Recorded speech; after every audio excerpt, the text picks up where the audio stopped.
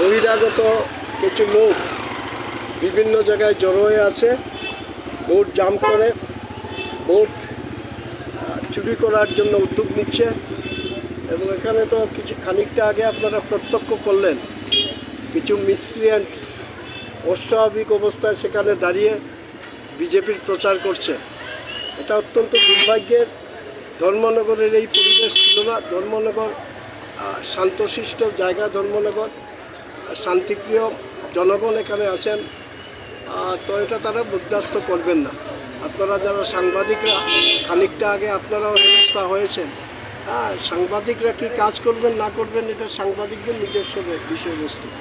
তো সে যাই হোক, এই দুর্ভাগ্যজনক ঘটনার আমি নিন্দা জানাচ্ছি এবং আমি আশা করি তাদের শুভবুদ্ধির উদয় হবে এবং প্রশাসন